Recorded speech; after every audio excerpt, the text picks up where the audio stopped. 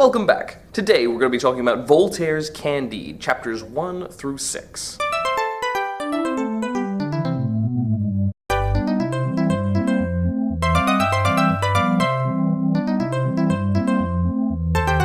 Summary.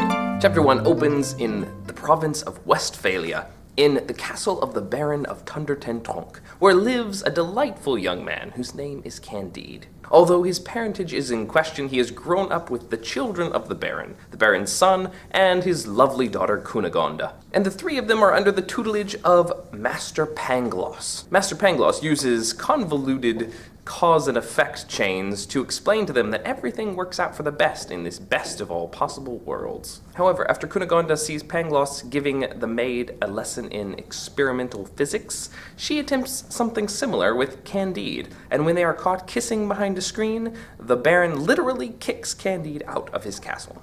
Boot! Ow! Candide is wandering alone and hungry until he meets these two recruiters for the Bulgarian army. They offer him a meal and some money, and they ask him to drink a toast to the king of the Bulgars. Candide thinks that they are just doing this out of the kindness of their heart, because people are naturally good, right? He's always been taught that. It turns out that they're actually doing it because they want to recruit him into the army, and once he has done so, they clap him in irons and drag him off. He's then forced to do drills while being beaten, and when he finally tries to exercise his free will and walk away, he is convicted of desertion. The penalty is either being shot in the head or being beaten by 2,000 men 36 times. Candide thinks that perhaps the second one will be a better chance for survival, but after 2 runs through the gambit, he is so beaten and so bloodied that he just decides to go ahead and take the bullet. At the very last minute, Candide is pardoned by the king, and then is healed up just in time to go to battle in chapter 3. In chapter 3, the king of the Bulgars goes against the king of the Abers, and there's this horrible bloody battle which is described in all kinds of graphic horrificness, and afterwards pretty much everybody's dead and the two separate armies go home and sing victory songs. However, Candide escapes in the midst of the carnage and moves on to another town. He stumbles through one village which was sacked by the king of the Abers, and he sees the murder and the rape and the horror of the war. And so as he runs away, he finds another village sacked by the Bulgars, and it's exactly the same. He finally reaches Holland, however, where he thinks he will get a good reception because the people here are Christian. These are the Protestants. However, all of them are huge jerks. A man preaching charity refuses to give anything to Candide unless he says that the Pope is the Antichrist, and the preacher's wife dumps a chamber pot on his head. Finally, we meet Jacques, the Anabaptist, who finds Candide, takes him in, and offers him kindness. He gives him money, he gives him food, he gives him work, and he helps him out. After Candide is restored, he sees an old, ugly beggar on the road. A man who is covered with pustules, eyes sunken, the end of his nose rotted off, his mouth twisted, his teeth black, he had a croaking voice and a hacking cough, and he spat a tooth every time he spake. And when we arrive in chapter 4, we discover that this is Pangloss, Candide's old master. Pangloss tells Candide that his love, Cunegonde, is dead. Candide at first thinks that maybe it was over heartbreak on the loss of him, but no, actually she was raped and disemboweled by the army of the Bulgars, along with her whole family. Candide is absolutely horror-stricken by all of this, but Pangloss explains it away and says that it's all part of the best of all possible worlds. He also explains his own malady and his own disease as a side effect of the love he shared with the maid, whose name was Paquette. Candide takes Pangloss back to Jacques the Anabaptist, who cures him and helps him as much as he can, and then gives him work as well. The three of them go on a business venture to Lisbon. However, a storm brews up, as we see in chapter 5. As the storm comes up, one of the sailors falls overboard, and Jacques, the kindly Anabaptist, rushes over to try to help him. He pulls Jacques off the boat and climbs back in himself. Jacques, the kindly Anabaptist, drowns. And just as Pangloss is explaining that Jacques the Anabaptist's death is necessary for the best of all possible worlds, the boat splits apart, killing everyone in it except for Candide, Pangloss, and that jerk sailor who let Jacques die. They all make it to shore in Lisbon, but there has been an earthquake. Scarcely had they set foot in town, still bewailing the loss of their benefactor, when they felt the earthquake underfoot. The sea was lashed to a froth, burst into the port, and smashed all the vessels lying at anchor there. Whirlwinds of fire and ash swirled through the streets and public houses. Houses crumbled. Roofs came crashing down on foundations. Foundations split. 30,000 inhabitants of every age and either sex were crushed in the ruins. So the rotten sailor goes around pillaging and grabbing everything he wants, whereas Pangloss sits around explaining away everything, and Candide gets hit in the head and lies there half dead. Candide, however, recovers, and they start gathering around with the survivors, trying to make the best of what they've got, Pangloss is still explaining away everything, and he's overheard by an officer of the Inquisition, who begins to challenge his ideas about free will. Chapter 6 begins with Pangloss being arrested by the Catholic Inquisition for his philosophy, and Candide along with him for listening in. The two of them are brought before an auto de fe. The auto de fe is supposed to cleanse the community of the sin that brought about the earthquake. They burn several people at the stake, Pangloss is hanged, and Candide is flogged. Afterwards, there's another earthquake. Candide, however, is set free, once again friendless, beaten, broken, and completely disheartened. But at the end of chapter 6, a mysterious woman beckons to Candide and asks him to follow her. Characters! Although many of our characters pass by rather quickly, there are a few important ones that we need to pay attention to in this section. The first, of course, is our hero Candide, whose name means white or pure. He is the embodiment of innocence.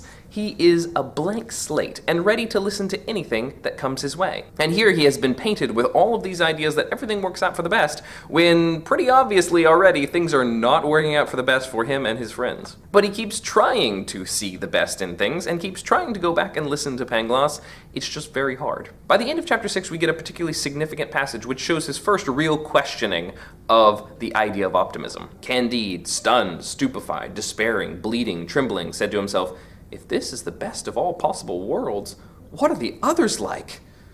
The flogging was not so bad. I was flogged by the Bulgars. But oh, my dear Pangloss, greatest of philosophers, was it necessary for me to watch you being hanged for no reason that I can see?